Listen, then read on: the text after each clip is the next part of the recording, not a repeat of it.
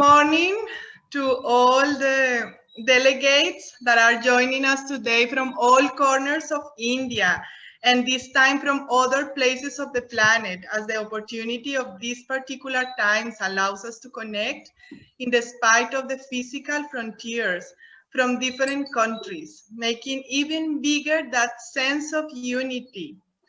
And on this occasion, we share also our best wishes for a blessed Good Friday. It is my pleasure to welcome you all to this 97th Easter Conference 2021 with the theme Theosophy and J. Krishnamurti. During these 3 days, the 2nd, 3rd, and 4th April, we will have a journey of engaging and inspiring talks on such deep and relevant subjects delivered by dear sisters and brothers of Theosophical Society in India. So to open our conference, I request Brother Pradeep Gohil, the President of the Indian section of the Theosophical Society, to pronounce the universal prayer, followed by his welcome address. So please, Brother Pradeep Gohil. O hidden light, vibrant in every atom. O hidden light, shining in every creature. O hidden love, embracing all in oneness. May each who feels himself as one with thee know he is also one with every other.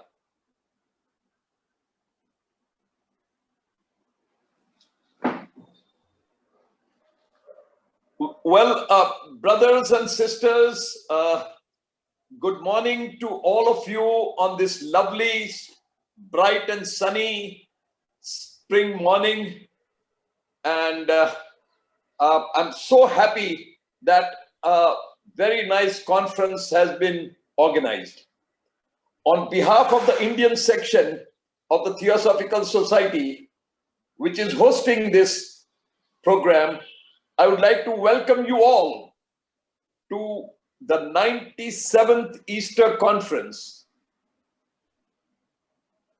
The conference officer, Brother Pradeep Mahapatra, has worked very hard to enroll 67 foreign delegates, including 6 from Pakistan and 2 from Bangladesh, and 181 delegates from all over India, giving a total of 248 delegates.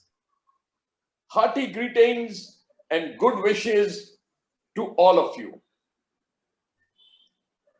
Easter, also called Pascha or Resurrection Sunday, is a Christian festival and a holiday commemorating the resurrection of Jesus Christ from the dead, described as having occurred on the 3rd day after his burial, following his crucifixion by the Romans at Calvary in 30 AD. The Holy Week is celebrated from Friday preceding Easter Sunday.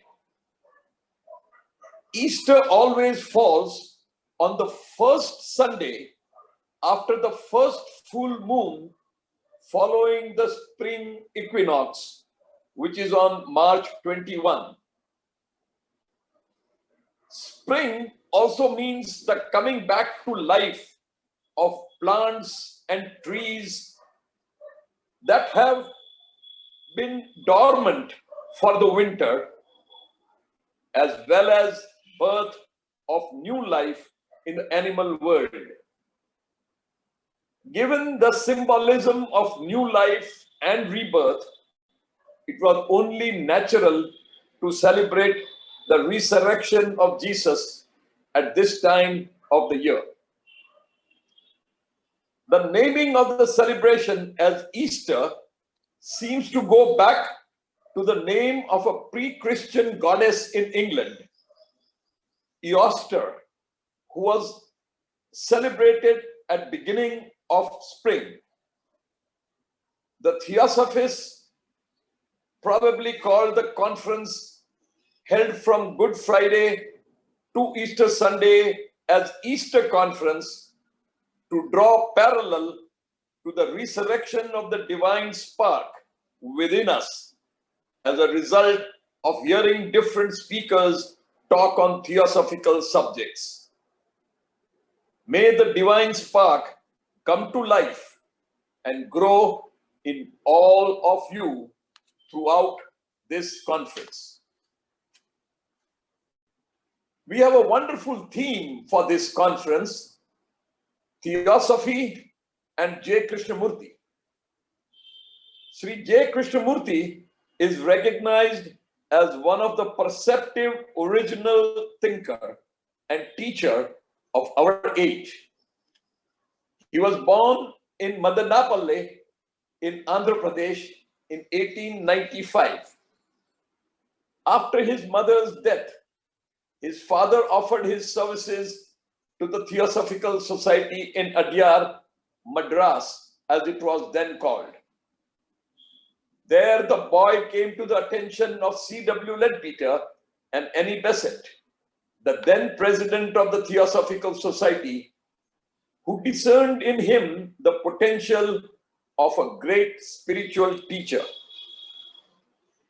In 1911, the Order of the Star in the East was founded with Krishnamurti as its head. The order was intended to prepare for the advent of the world teacher. However, as Krishnamurti grew up, he felt that spiritual organizations are a hindrance to the discovery of truth. He said, "Truth is a pathless land." Excuse me. And you cannot approach it by any path whatsoever, by any religion, by any sect. So in 1929, he dissolved the Order of the Star in the East and returned the vast properties he had received to those who had donated them. Since then, he had accepted no followers. He spoke all over the world of the truth he had discovered through his public discourses, discussions, and interviews. Krishnamurti said, "There is individual as well as collective conflict and confusion. Chaos and misery had grown in spite of great material prosperity. He used to ask if one can have a mind which can put an end to sorrow and fear." Krishnamurti had a striking presence. Even at the age of 89 years, he was a passionate pilgrim, exhorting the world to learn about the self and the ways of the me, to put an end to violence and hate. Krishnamurti was not opposed to the cultivation of the intellect. He considered as essential the acquisition of knowledge in the field of science and technology, learning a language, and acquiring other skills. But he warned that if we use the same faculty of memory in our relationship to other human beings, then that very faculty leads to fragmentation and misery. To him, enlightenment is not an end that is fixed. It is a timeless movement in love. Dr. Radha Barnier once said, while talking about Krishnaji, that he had left the membership of the Theosophical Society, but yet He was the greatest living theosophist in those days. I'm sure you'll be enlightened by hearing the various respected speakers speak on theosophy and J. Krishnamurti.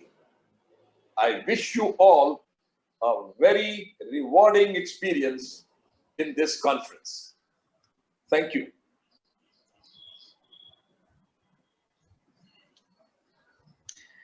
Thank you. Thank you very much, dear brother Pradeep Gohil, for your words on the meaning of this important date and the beautiful synthesis that you made of J. Krishnamurti's ideas. So next, I welcome our dear sister Marja Artama, International Secretary of the Theosophical Society, who is going to deliver the opening address of this event. Please, Sister Marja.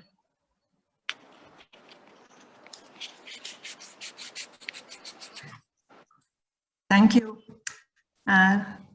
Dear President of the Indian section, Pradeep Gohil, Mr. Mahapatra, and all viewers. The theme of this conference is very good and fascinating. When looking at the titles of the talks, it shows that we will have a great view on how theosophy meets Krishnamurti. For this opening talk, I paid attention to make these short words, this short talk from a personal experience. I hope it's okay. Because there are so many books and talks that I made this easier for me for an intro. I found two approaches. Theosophy made me understand Krishnamurti, and Krishnamurti deepened my understanding of theosophy in certain aspects.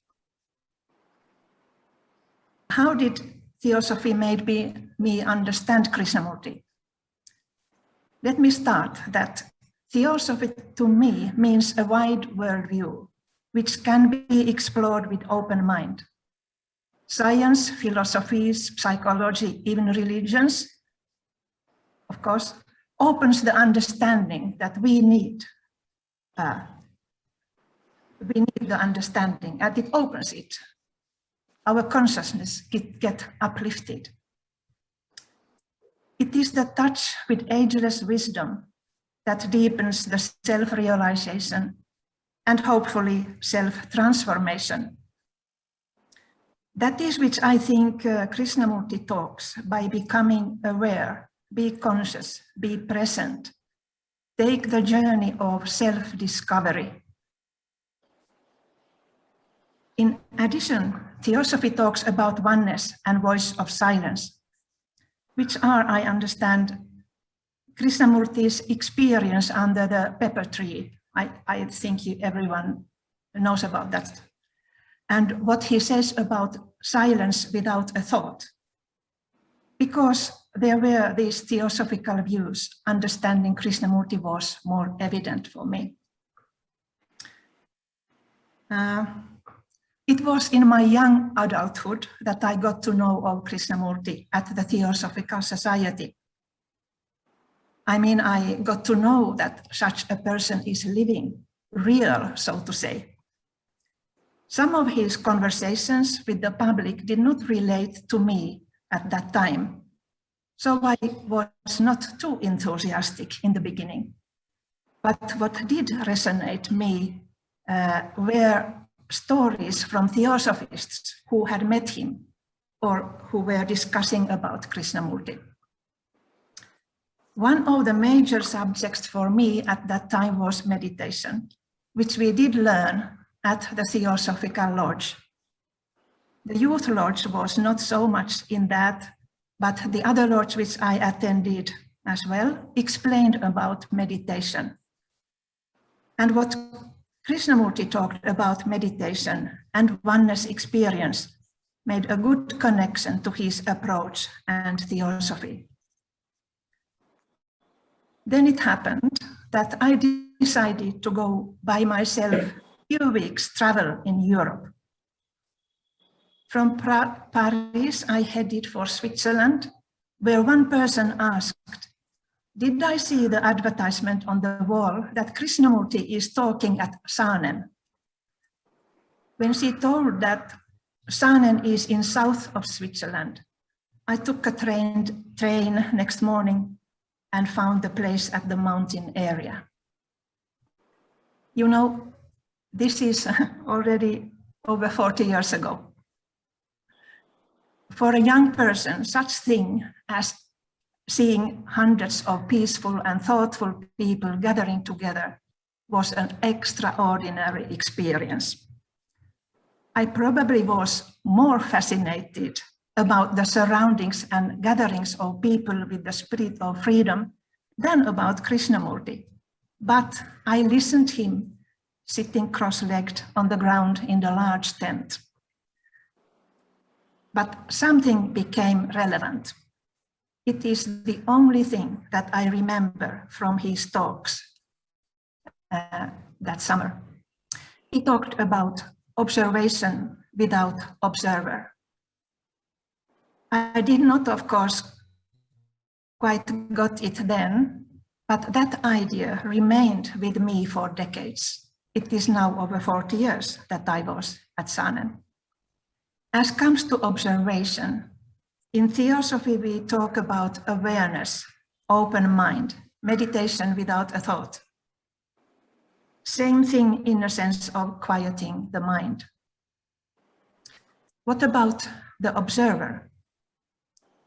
Real observation comes when there is no recognition of an observer who is observing. When I say that I am observing, there is the self, the me, a thought. Krishnamurti has said, if you can look at a tree or a flower or another human being without the observer, a totally different action takes place. A totally different action takes place. That really struck me. In theosophy, we talk about selflessness, having no ego, being altruistic. Something in which one is dedicated to service of the higher or for the humanity. Selfless means that the little self, the me, has no importance. The self with capital S is radiating when the little me is off. I find similarity in Krishnamurti's observer. If it is me who observes, there is a thought in it. But in pure state of observation, the limitless observer is connected to the profound silence of observing. That is perhaps meditation. So what I carried with me from the gatherings with Krishnamurti has developed in me during these decades, making me think about it sometimes. In the beginning, I said that theosophy made me understand Krishnamurti. I also said that Krishnamurti deepened my understanding on theosophy. Like theosophy of selflessness, being for service. The me is not important. Much is there to grasp more, and I am sure that what we will hear these days will open our minds more and more, both in theosophy and about the value of Krishnamurti. Thank you for listening.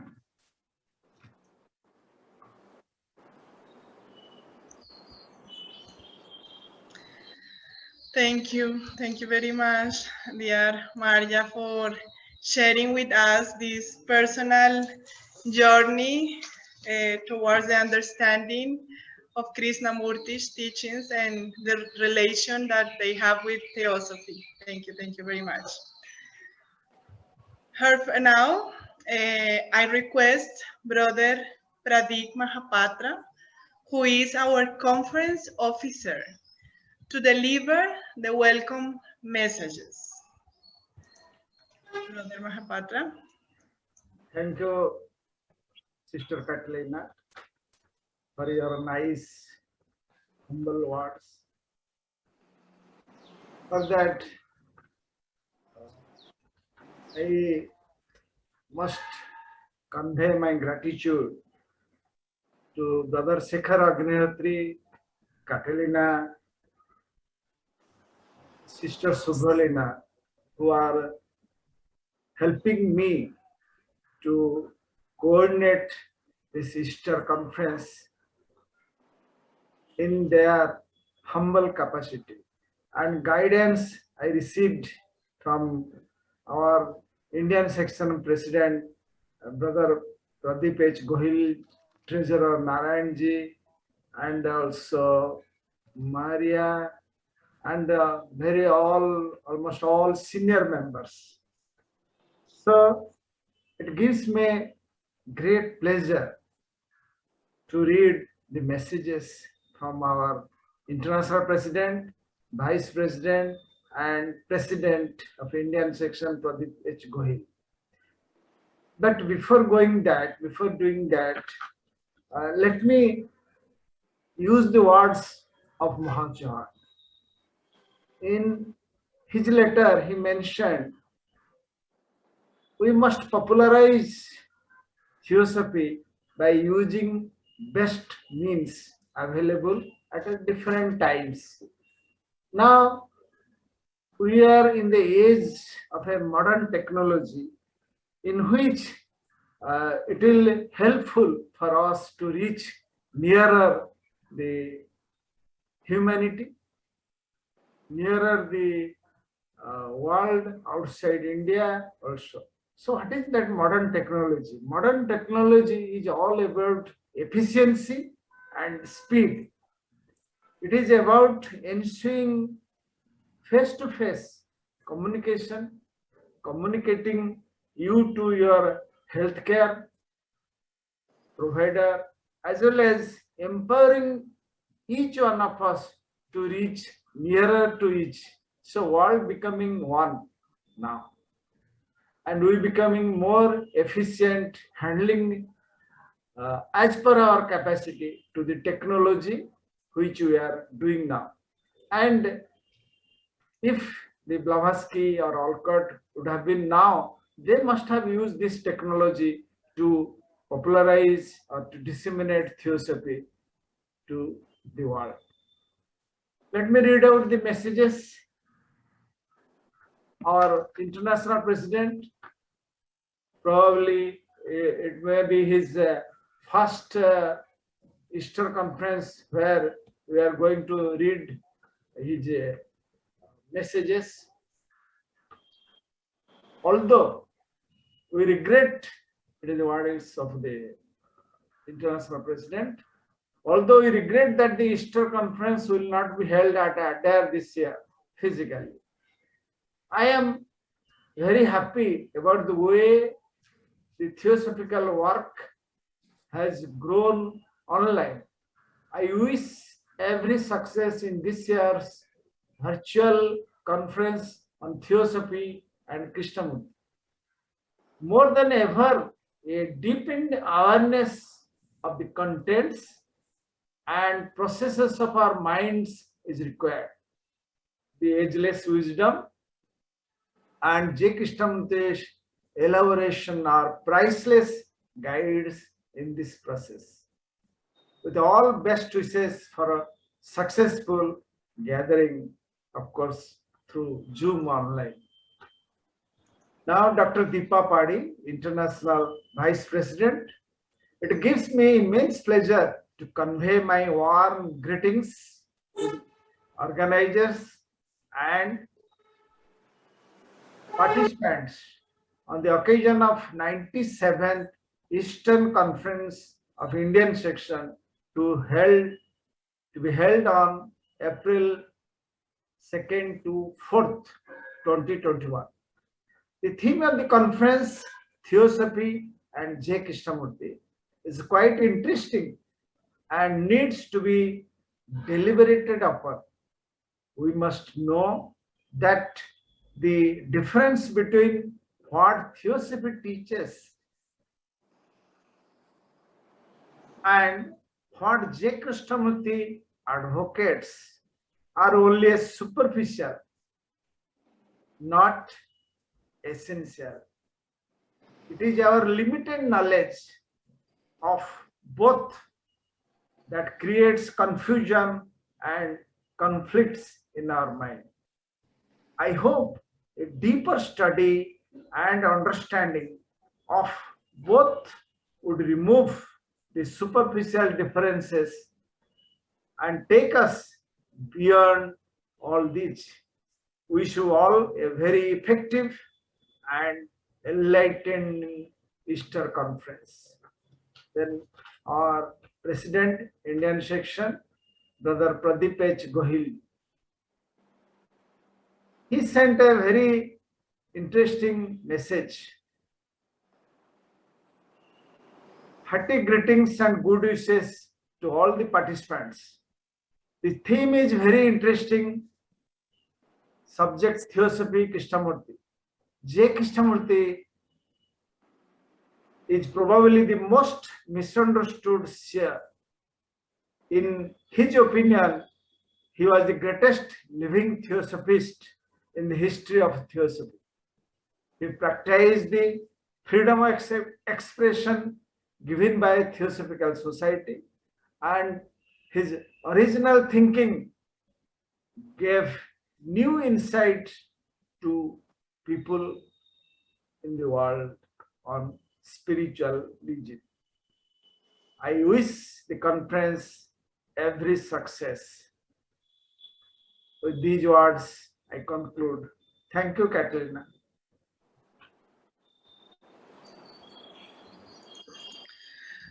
Heartfelt thanks to Brother Mahapatra for the welcome words and, of course, for all the hard and very, very dedicated work that he has made during all these days, precedent days, to make possible us to be together in this Eastern Conference.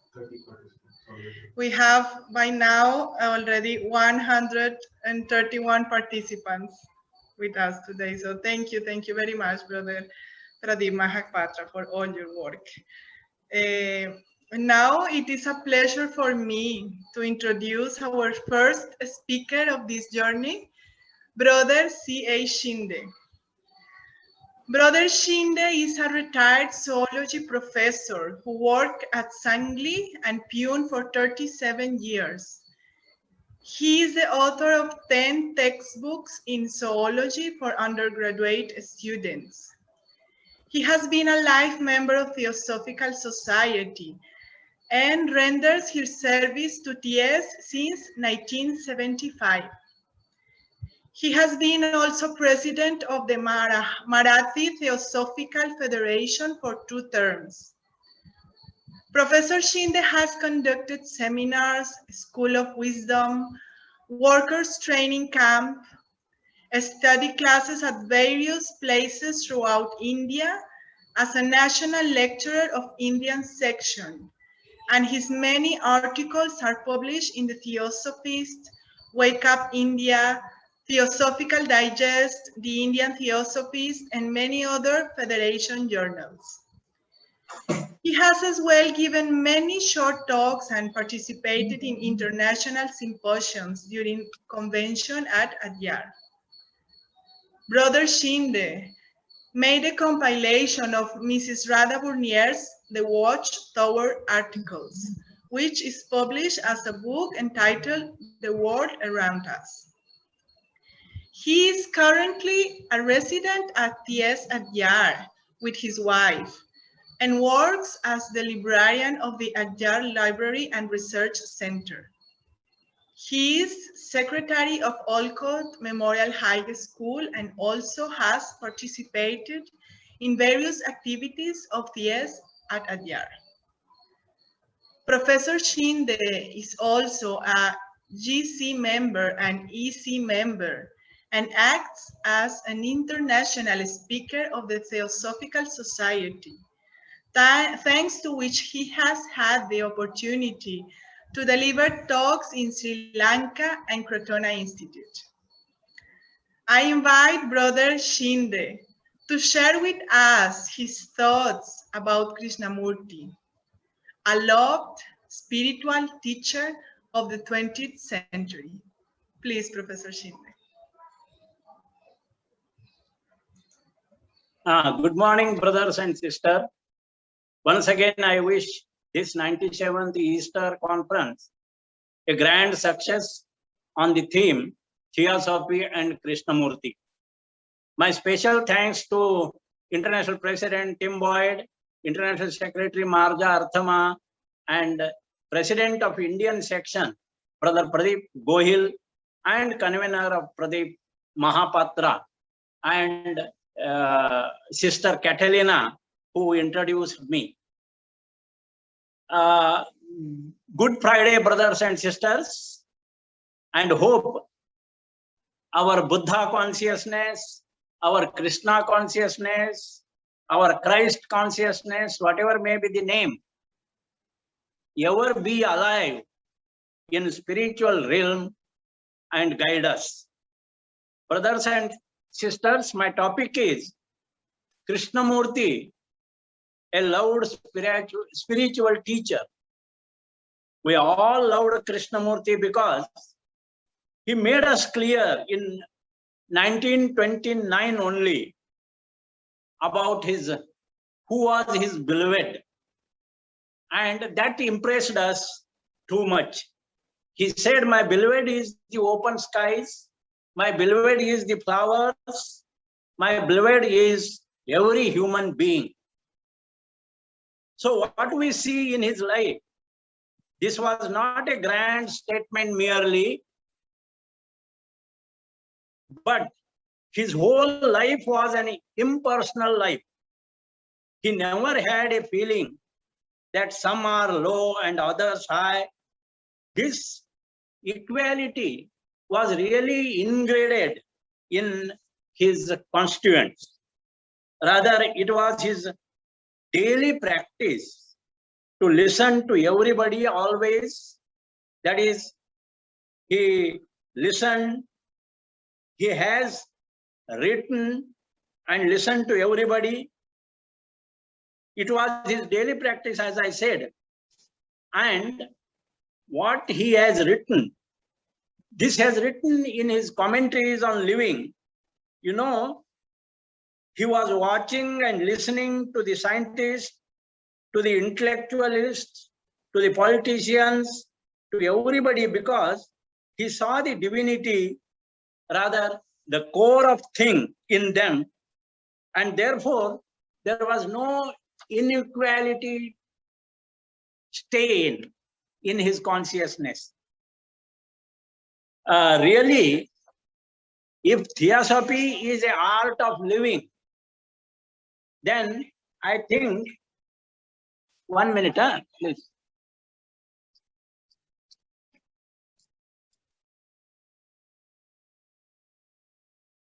It's all right.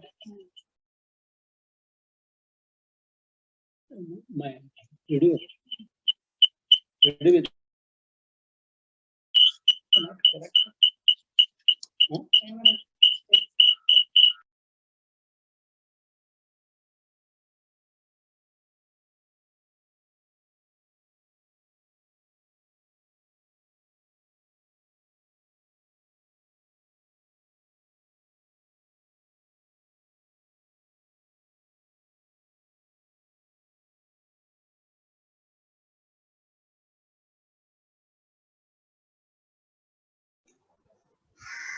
Okay.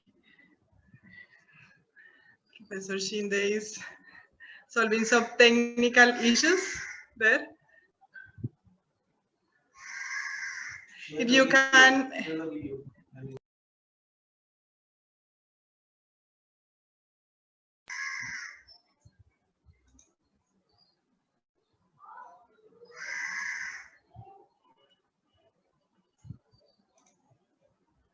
Okay.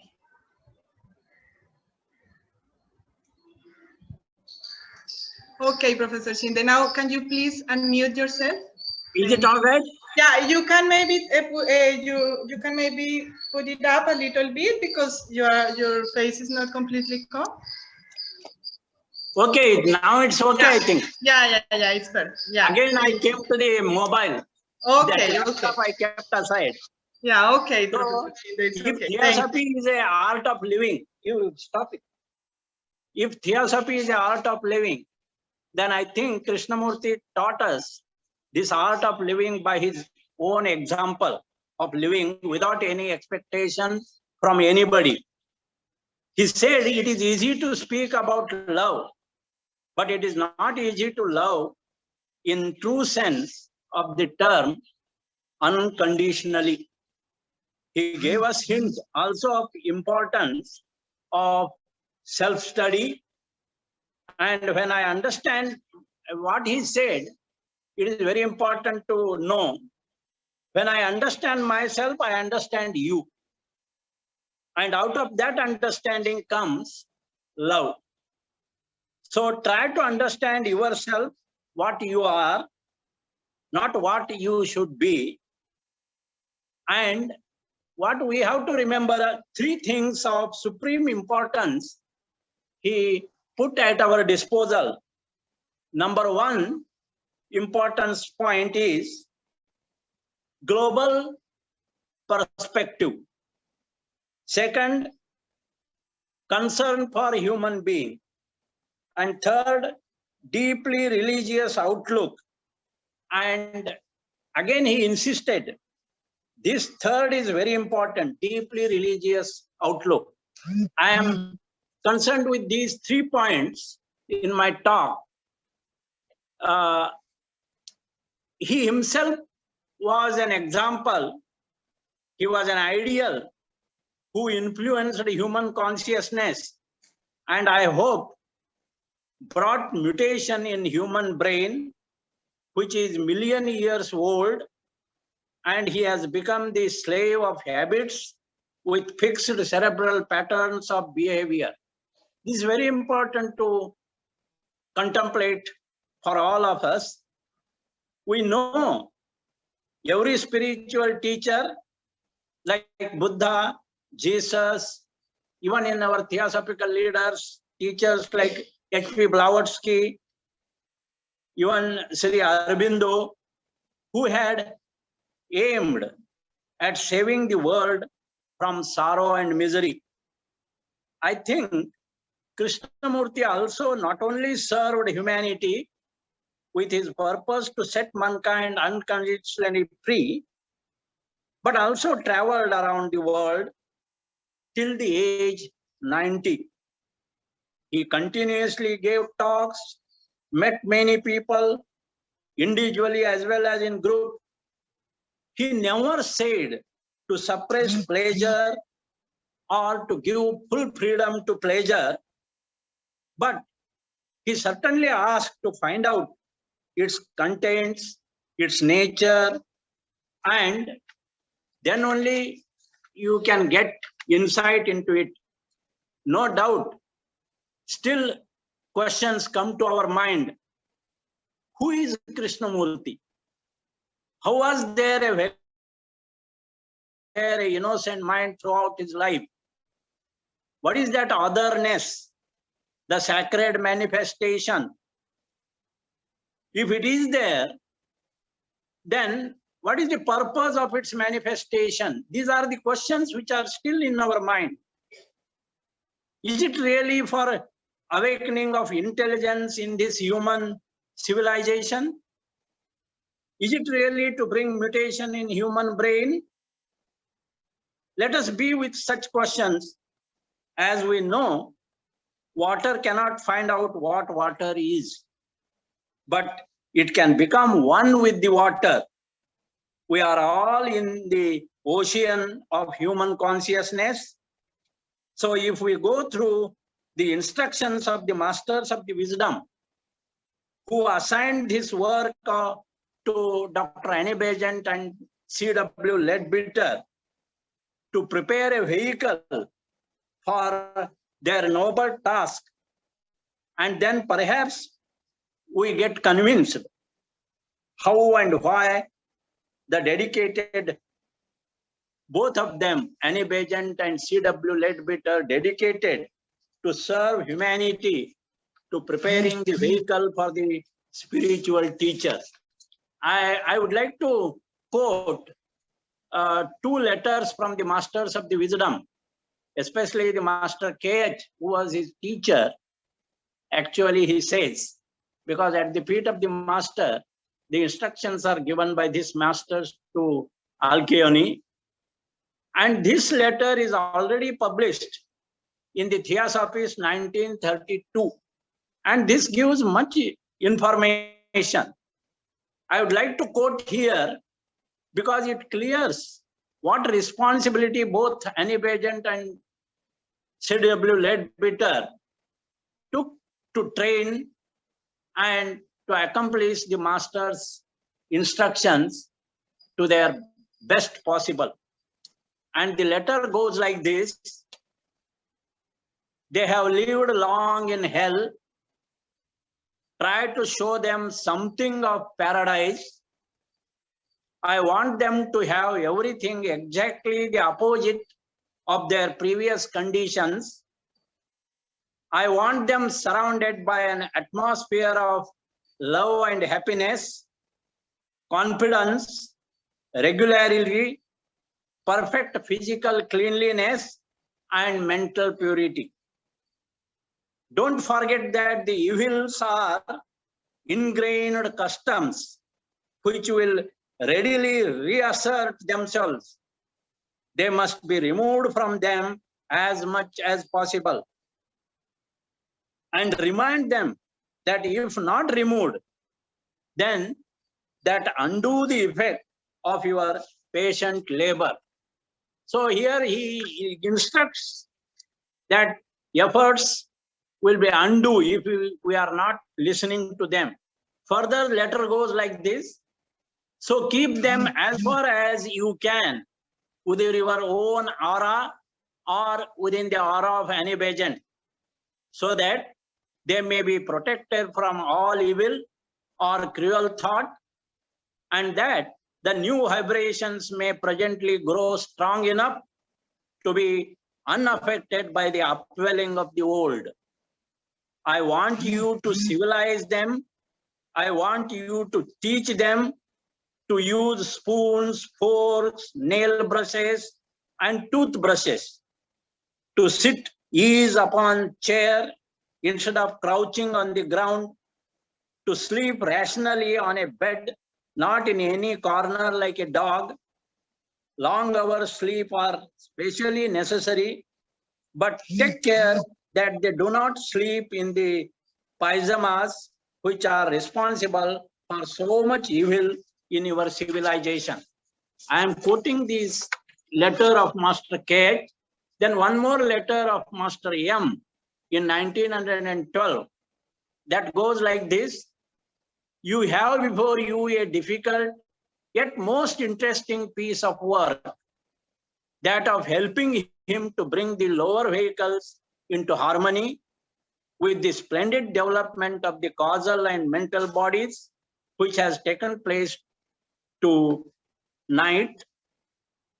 To do that fully will be a work of years, but most of it can be done and should be done under the exceptionally happy conditions of the next few months while you are all together there. You will need to prolong that time to its utmost limit, yet every moment of it will be well spent if he is thoroughly happy in the progress which he is making. Take courage, for we shall be with you in every step of the way. And again he instructed, Master M instructed to Annie Besant and Leadbeater, underclothes must always be of silk or cotton and no wool. No undue tightness must be permitted anywhere. The shape of the foot must on no account be spoiled. Keep their heads away, cool, and whenever possible, uncovered. His body must be developed to be straight and strong, agile, muscular, with soldierly carriage, deep chest, and great lung power. The most scrupulous cleanliness under all conditions is primary importance. With the evidence of these two letters, it is evident that the two masters who founded the society to help the human evolution must have also thought to impress in human brain through the brain of Krishnamurti. This is how there is very close connection between Theosophy and Krishnamurti, I think. That's why these two letters of the inner founders of the Theosophical Society I have quoted here, which are published in 1932, The Theosophist, you can read them. So, for human regeneration, we need many intuitive men and women. And when we think of intuition, it will not come by any tuition, because through tuition, our IQ may develop. But for intuition, there has to be all-round development of both IQ and emotional Q, that is heart and mind needs to be synchronized. So our journey is from instinct to intellect to intuition, because intellect is rooted in knowledge, whereas intuition is rooted in wisdom.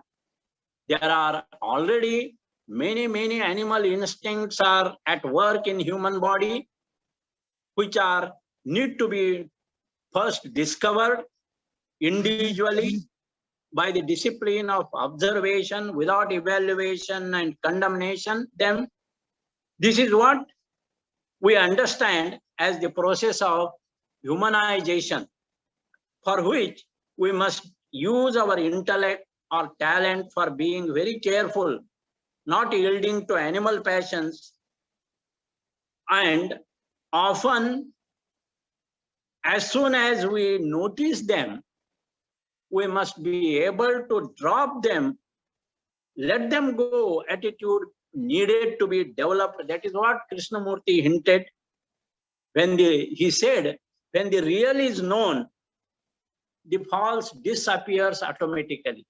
So we have to discover what animality, what animal passions are working within us.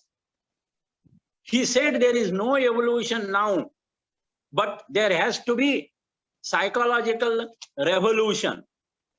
This inner revolution he spoke about, I think, is something to contemplate. Rather important question he asked, rather he made us aware that is it not time for a new kind of revolutionary inquiry into the real cause of the violence and injustice? He said, it is because of violence and injustice. There are many human problems that we are facing today. He also made us aware that there is an unbridgeable gap between advanced technology and cruelty of man, which is producing a great chaos and misery. Krishnaji hinted to become outsider psychologically to stop this chaos and misery. See, this is a very important term he used. You become outsider psychologically. They can be, with this only, one can be solved. And this can be solved by a revolution in the mind and heart of man by being, as he said, outsider psychologically. What this means to be outsider psychologically? He said to be outsider psychologically, one has to be free from power motive, free from envious and vicious circles, free from worshipping and success, which is already ingrained in human nature. And he pointed out, rather he told us to throw off envy, straightway throw off envy, ill will, love of power and success. And further he warned us, acknowledging them, and putting on with them is nothing but stupidity, and such stupidity that gives rise to disharmony and all kinds of misery. He also pointed out it is easy to react to violence. It is easy to react to violence with violence, but it is not easy to drop everything that gives us security and that gives us to feel completely lost.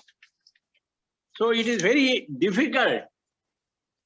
But he asks us, is it not one should be lost to discover? This is a very important question one must contemplate. Is it not one should be lost to discover? Must not you be lost to discover? This is actually to begin with the other end, he says. He used this term, which makes us really introvert. The other end is that is beginning with the unknown, rather the known. Once the mind learns to live from the other end, then these problems will not exist, he said. These are all hints he has given. He said, but still people ask us how to work from the other end. And then he replied, don't ask how to find out. Asking means again digging into the past. And more you dig, more there is past. So what he said then, be silent. Be silent, you will find. Of course, it is a radical jump, he said. It is a leap from knowledge to wisdom. He gave 3 hints. The hint number 1, hint of the known. Hint number 2, hint of the perception.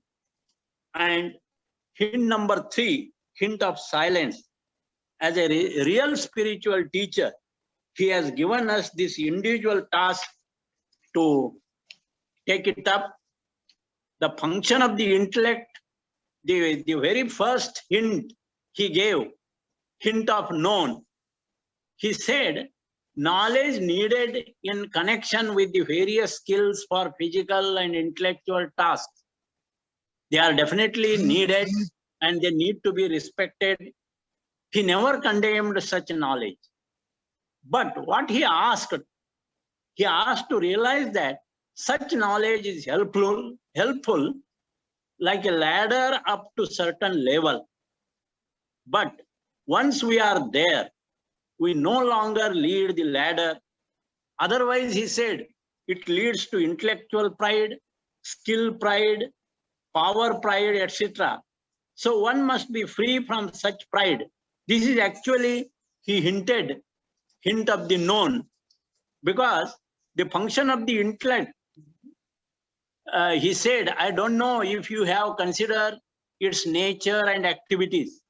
Intellectual activities is all right at certain level, but when they interfere with your pure feeling,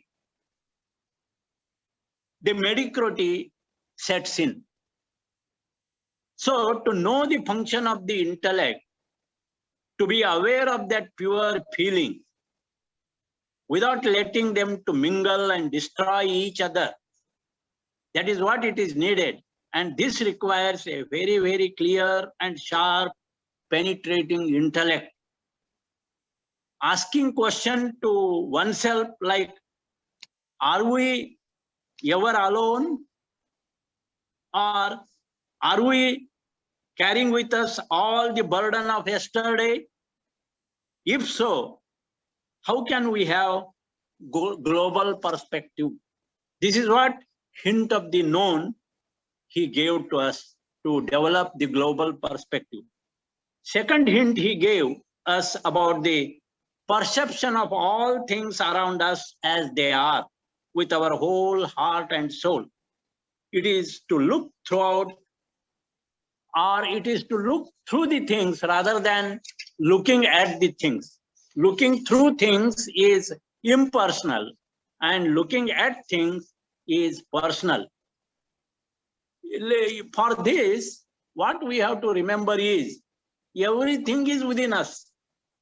It is interesting to intellectualize the fact that which someone pointed in the first century, maybe Pascal or something, I don't know, remember now. He said, God has made everything out of nothing. God has made everything out of nothing. But man he made out of everything. So we are product of everything. So we are, in fact, everything is within us.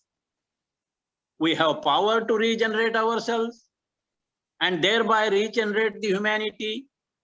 So the key is inner change, inner transformation, inner revolution, to which Krishnaji points us. This is not human evolution, he said, but it is inner revolution, revolution in our psyche.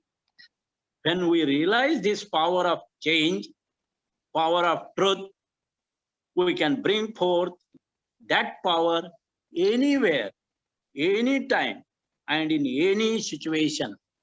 This seems to be important direction given to us by all spiritual spirits, including J. Krishnamurti. For this perception, he also hinted to see things without thought. Seeing and thinking, he said, these are the two different order altogether. It is not only looking with the eyes, but with all our senses fully awake, without single thought in mind. It is only then we will know what Krishnaji often mentions to be without separation. No space between you and the blade. His blade in the grass blade. His experience with the immortal friend. You can read what he has declared in the small booklet, Immortal Friend. He said, I am the truth, I am the law, I am the beloved. He also hinted that it is not so easy. This demands hard and constant work to imbibe art of seeing, art of listening, and thus being very, very highly sensitive. It is such sensitive perception, I think, is hinted by H.P. Blavatsky in Golden Stairs, Unveiled Spiritual Perception. Well, perhaps with such experience, he gave us a great statement to contemplate, you are the world. Another statement, usually I used to meditate on it. That statement is, the perfume of a flower is the flower. The perfume of a flower is the flower. And the very flower is the essence of that perfume. It is nothing to do with the sentiment, or it is nothing to do with the emotionalism or devotion. It is to understand what is. And what is definitely transforms without space and flower, you and the blade of grass. And I think that is the hidden love that embraces all in oneness. Annie Besant hinted in her universal prayer. We used to invoke that universal prayer, and it is hinted to this ending of separateness. Krishnaji pointed out, love is the most important qualification for a teacher. And he loved everyone. He was really a spiritual teacher. That is what title of my talk is. Because he said, without love, he is not fit to be a teacher. Love is the only solution to end all kinds of competitions, comparisons, condemnations that are all man-made problems. Without this, how can we develop our concern for human beings? This is what the second hint he gave. And the third hint he gave, be silent and you will find out, he said. He asked us to be silent because he points towards human mind. Human mind, which is not at all silent, it is always distracted, not in a silent mood. It is full of thoughts which are creating various sounds and noises and also disharmony. He warned us that this silence must not be a sleepy silence, or it must not be a self-hypnosis, but it should be attentive, wide, awake silence. Such silence will come only when understands the cause of noise, the cause of disharmony, the cause of bondage. So when one really understands, that understanding itself is, he said, enlightenment. That understanding itself is dropping automatically and not by any force. So brothers and sisters, when we say silence, and he himself declared, silence purifies me, which implies three kinds of silence. Number one, silence of lips. By this we can avoid waste of energy at the physical level and conserve our energy. So that silence is silence of lips. Second, silence of the mind. With this, rather, this silence of mind can perhaps be compared soothing waves of the mind, as it is pointed by, says Patanjali, Chittavritti Nirodha in his Yoga Sutras. And the third silence is the silence of will, silence of desire.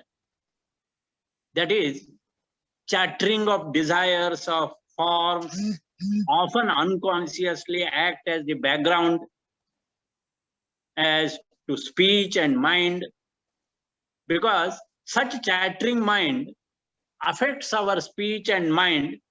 Rather, this chattering is the hidden agenda which needs to be silenced. All these need to be silenced. If we look at all these hints, see how important is to be silent, because it is the way to true enlightenment. I personally think it is to be aware of inattentiveness, which is attention. That is what again statement. Aware of inattentiveness is attention. In silence only you can find all this. And this third thing is to develop real religious, deeply religious spirit within. And I think this is what Krishnamurti hinted us and given us. Let us be more global perspective. Let us be more concerned for human beings, and let us develop deeply religious outlook. And as he said, this is more important. And what we have, three objects of Theosophical Society, he explained in other terms, I think, and he gave us very good direction. As a good teacher, he explained nicely, but only we have to be a real listeners if we listen with our whole being, perhaps we will get that what Krishnamurti wants to tell us. Thank you very much to everyone for listening me. And also I apologize for my laptop disturbed in the beginning, but I am speaking from the mobile only. Thank you very much. Thank you, Pradeep. Thank you, all of you. Thank you, Catalina. Thank you very much, Brother Shinde. Our special thanks to you for giving us that deep and insightful talk. I love the spiritual teacher of the 20th century that showed us the connection, the deep connection between Krishnamurti's teaching and theosophy. And with this talk, we call for a 15 minutes break. During the break, we will be playing 2 videos, a short video of C.A.SINDHE and a video of Krishnamurti entitled, What is the Mind? We will meet soon at 10:30 sharp to listen to the speech of Brother Kishore ONGOLE, but we meet very soon. Thank you.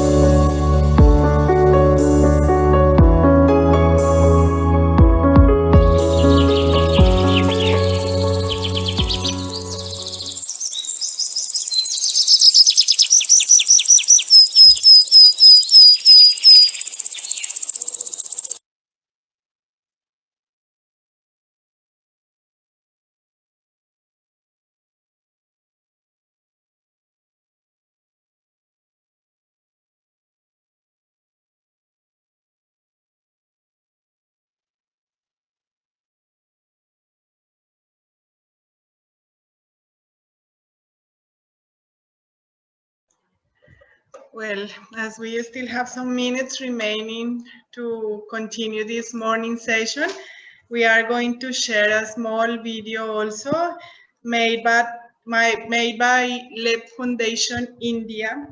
It is a song recorded here itself in the Adyar campus. It's called Pure Imagination.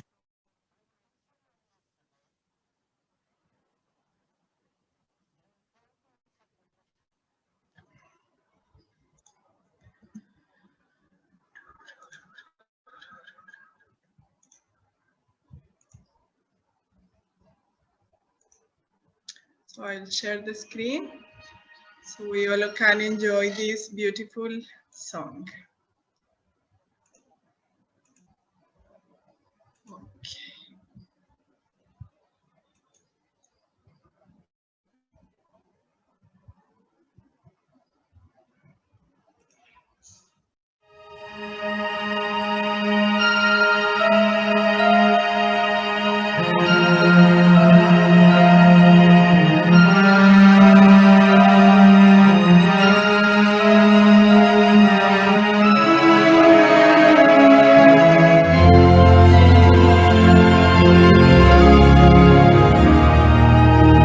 Come with me, and you'll be in a world of pure imagination. Take a look, and you'll see into your imagination. We'll begin with a spin, traveling in the world of my creation. What we'll see will defy explanation.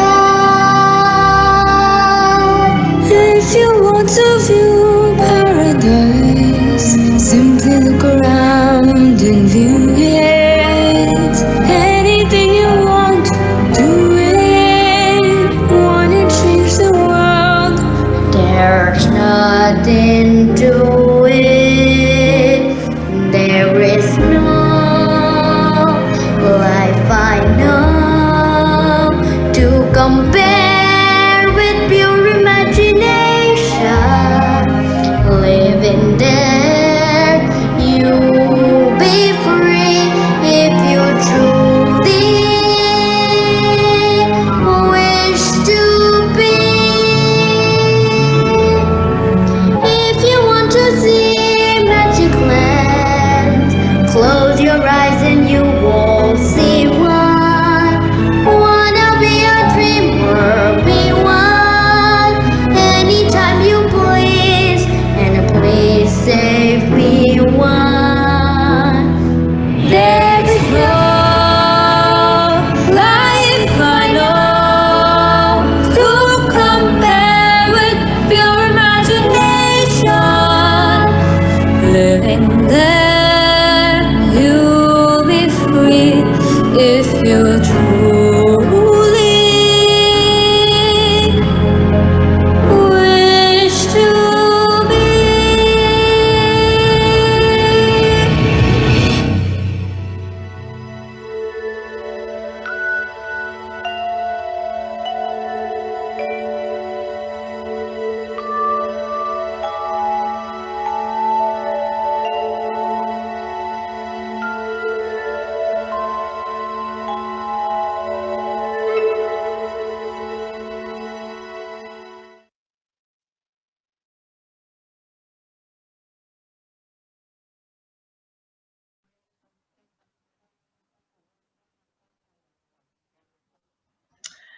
Well, so we are back now to this last part of the morning session.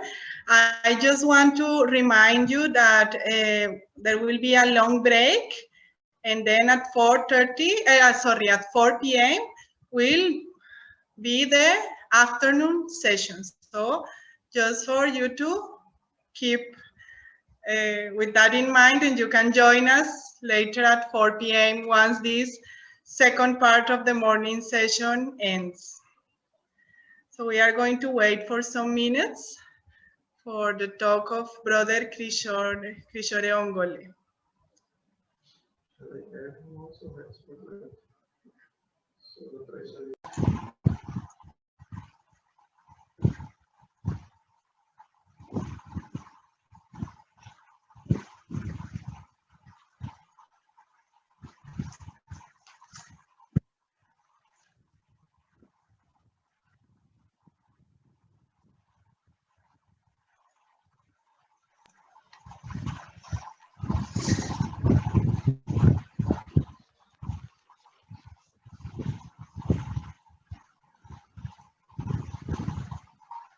So for those who are joining right now, I just want to make the same reminder.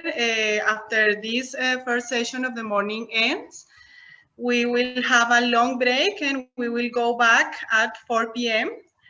In the afternoon session, we will have two talks. One talk by Brother Basavaraja Reddy. He's going to talk about the life and works of Jiddu Krishnamurti from 1910 to 1929.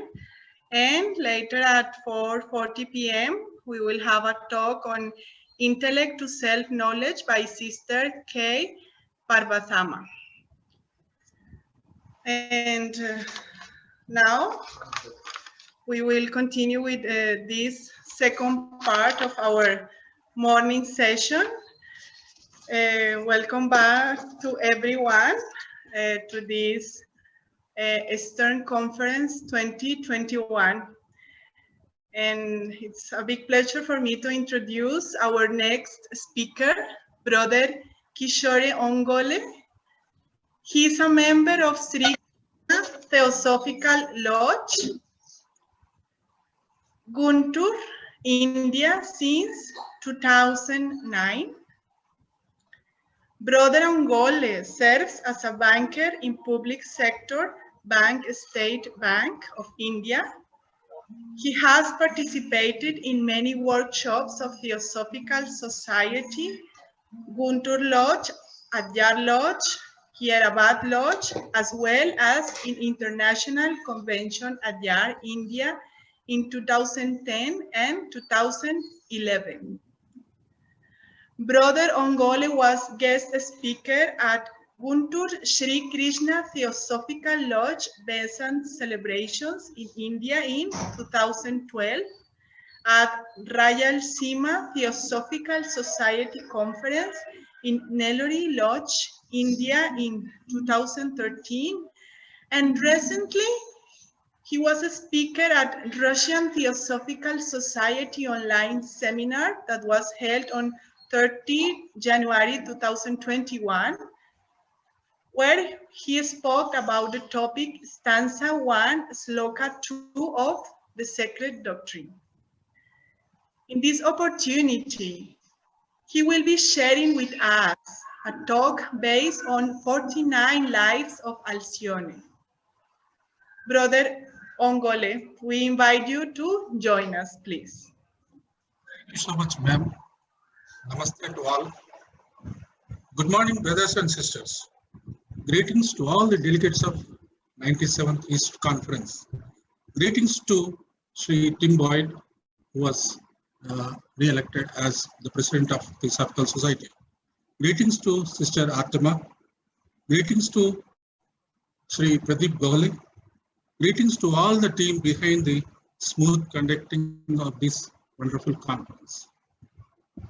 Today, we are going to know about Sri Jiddu Krishnamurti, as we have heard from Sri Shinde, wonderful speech about him. And he says that our approach to know the intellect, and the intellect is the main ingredient which we have to develop to know the truth. Here today, and we are going to talk about the 49 lives of Alcione. Sri Jiddu Krishnamurti, at about age 14, when he was noticed by C.W. Ledbetter for his clear aura, he was adopted and educated by the Theosophical Society, and maintained his love for Annie Besant as his foster mother. Sri Jiddu Krishnamurti seen Buddha, that is around 2500 years before, from a distance of 2 miles. Lord Buddha has this unique ability. His voice is equally audible to a person sitting in front of him as well as a person listening from a distance. Sri Jiddu Krishnamurti, remembering the incident, says, I heard Buddha then, and today I am here, this like this after 48 lives. That's a very big statement, isn't it? Let us see 2 incidents which we have picked from man, whence, how, and whither. An incident almost happened past 20 crores of years. Then Master KH is a tribal leader, and we were all on the moon planet. As we all know, we all came from the planet moon. Master KH is a tribal leader and a very ordinary person then. Sri JK is his son.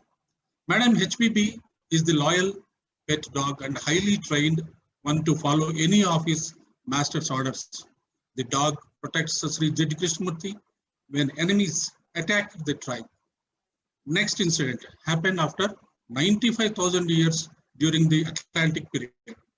Later, Sri Jiddu Krishnamurti was a prince and Madam HPB was his bodyguard. As we all know, despite several warnings, Sri Jiddu Krishnamurti, in his own style of being fearless, on his own, went to the garden for a walk alone, putting aside all the precautions. Enemies attacked, and HPB fights and protects him and bring him back to Master KH. Both are covered with blood. And she says, Master, I have done my duty.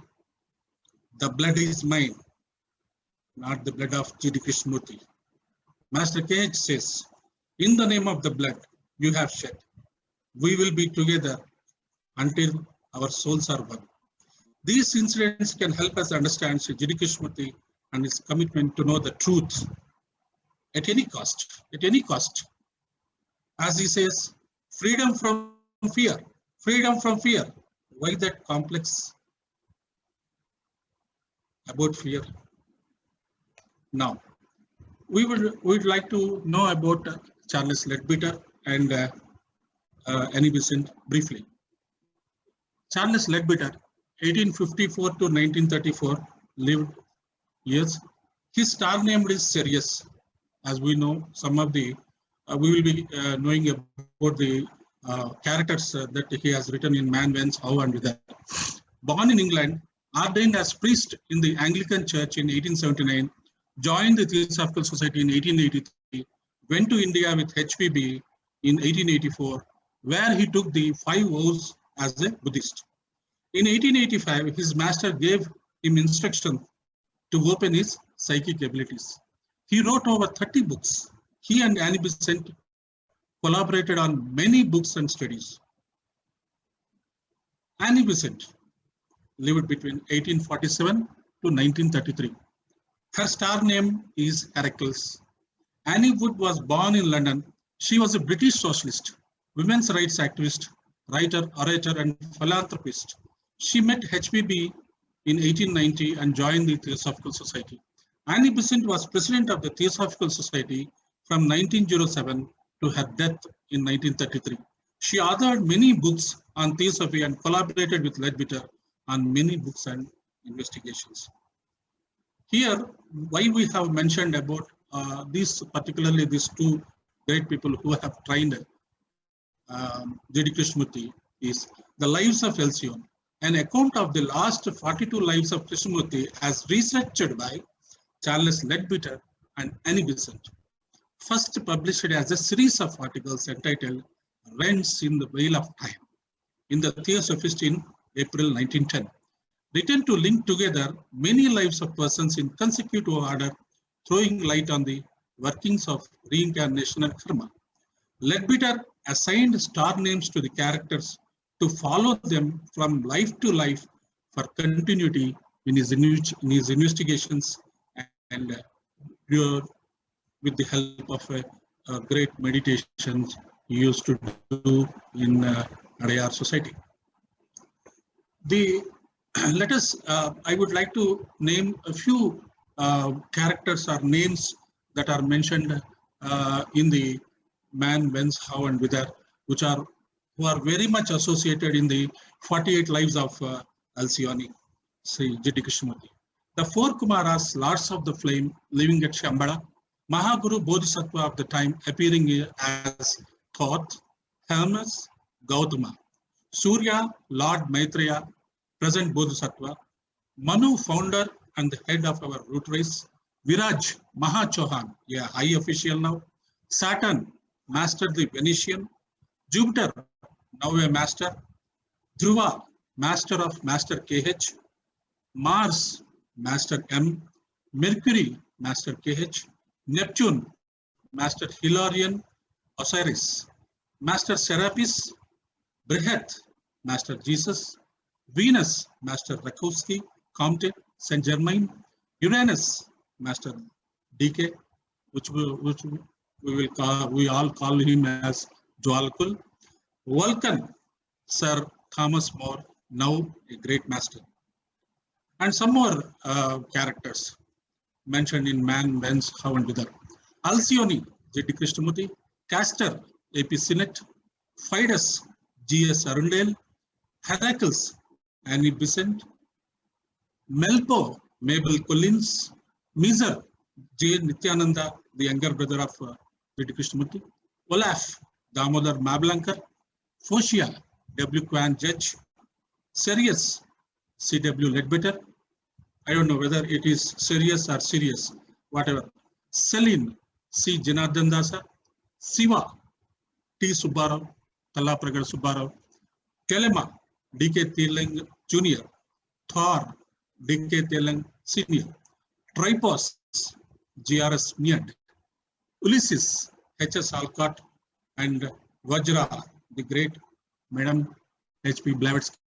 These are few names which I have mentioned here, just for our convenience. Man, Whence, How and Whither. This is the book from which we have picked some notes and other things, and from the article published in Theosophist. Before the great catastrophe of the sinking of Atlantis in 75,025 BCE, Lord Vaivaswata Manu led his selected band from Atlantis to Arabia and thence to the shores of the Gobi Sea in Central Asia. This is where the fifth body type was to be developed. Our story starts in 70,000 BCE when the community numbers about 7,500 people. Let us, I would like to quote some few lives, very few lives of, selected lives of Alcyone.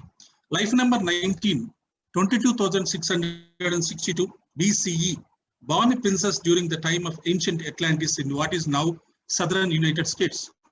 Visiting temples and traveling, she was connected to the royal court of Atlantis.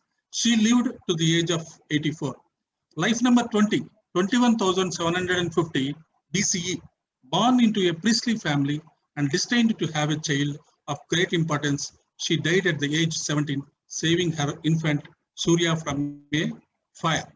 Life number 25, 18,209 BCE, born into a clerical family in a small island kingdom in what is now North Africa, was a scholar and patriarch, contributed to the education of the people, built a great university, died at the age of 71, an accomplished family man. Life number 28, 15,995 BCE, daughter of a king, moved with him as he invaded northern India to establish a new kingdom. She was close with her sister Sirius and lived a long and fruitful life before both being sacrificed in an unholy blood ritual to the lords of the dark face by an Atlantean priest when they refused to repudiate their religion. Life number 28 continued. High priest Ya Uli, Scorpio. The high priest Ya Uli had the sisters executed in a blood sacrifice to the lords of the dark face. He rejected the civilizing influence of the new fifth body type kingdom established by Alcyone's father, the king in North India. Life number 29, 15,402 BCE, born into a family of black magicians, initiated into a dark mystery cult. She was motivated to work revenge upon a man who had impregnated her, but when her chance come for revenge, she renounced her black magic. She studied deeply the emerging religion of Hinduism and died a renowned wise woman. Life number 35, 10,429 BCE, a life of incredible adventure, found a secret cave of subterranean primitive humans marooned on an island, captured as a slave. A mysterious voice guided him from experience to experience, eventually bringing him home. Life number 41, 5635 BCE. Born to royalty in India, she was psychically linked to her twin brother, lived to a ripe old age. Life number 46, 1525 BCE. Born in what is now Iran, close to the royal family, a life of great sorrow, supported his brother's spiritual visions. In later life, a prophet came to him and encouraged him strength to carry on. Life number 47, 630 BCE, traveled with Lord Buddha. So at the age of life number 47, he has achieved his goal, like say walking with Buddha. Life number 48, 624 CE, Benares, India. A Buddhist monk. He was born as Buddhist monk, remember friends. Living a life of high principles, he expanded his monastery. Now comes the life number 49. G.D. Krishnamurti lived between 1885 to 1986. After dissolving the Order of the Star in 1929, he went on to become a speaker on philosophical, psychological, and spiritual subjects. There are many books on his ideas. He always remained on the best terms with Annie Besant. He did not leave the Theosophical Society. He freed himself from all organizations. He met and conversed with many scientists, religious people, and philosophers. Before concluding my talk, I would like to share some thoughts with you. The highest guru he came across are known to us through these books is Dhruva and Sirius. As we know from the Puranas, he is the youngest one who has evolved from human to a star. The 7 rishis revolve, what we call Sapta Rishi, revolve around the pole star Dhruva star, along with our solar system. The sun, the soul of the sun, as we understand, is Sirius. Sirius name, as we know, is given to C.W. Leadbeater in the Man, Whence, How, and with a little bit change of spelling. So the G.D. Krishnamurti connection is with a great Mahaguru. To understand his quest for truth, one should read 2 books, At the Feet of the Master and Voice of Silence. I also would like to present to all of you a quote from the At the Feet of the Master. You must distinguish between truth and falsehood. You must learn to be all true in thought, word, and deed. And I also would like to quote from Voice of Silence. 3 halls, O weary pilgrim, lead to the end of toils.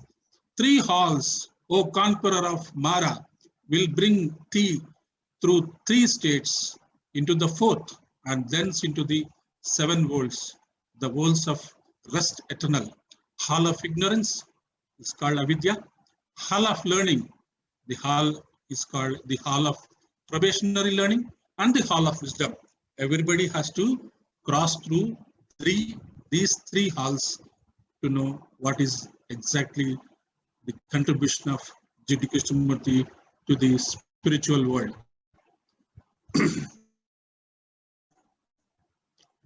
The sources from which I have got all this, and that is Google search for Lives of Alcyone, and one wonderful site, anandgolap.net, where he has kept every book of C.W. Leadbeater and Annie Besant, and Man, Whence, How, and Whither, Annie Besant and C.W. Leadbeater.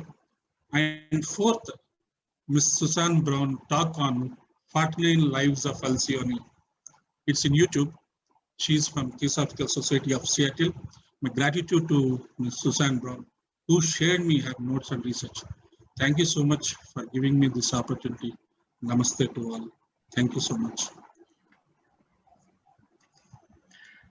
Thank you so much, Brother Kishore Ongole, for this inspiring and informative talk that have allowed us see the growth of the soul through the various reincarnations, specifically in the figure of Jiddu Krishnamurti. Yes, And this talk concludes this morning session, keeping in all the participants a feel of inspiration that has accompanied us through all the morning. Before closing the session, I want to remind all of you once more that we will meet again at 4 p.m. Indian time to continue with the afternoon session of this 97th Eastern Conference 2021. Heartfelt thanks to all the delegates, to all the speakers, and to all the sisters and brothers from India and different places of the world that accompanied us during this morning session. Now, the session is closed. Namaste and see you in the afternoon. Thank you very much.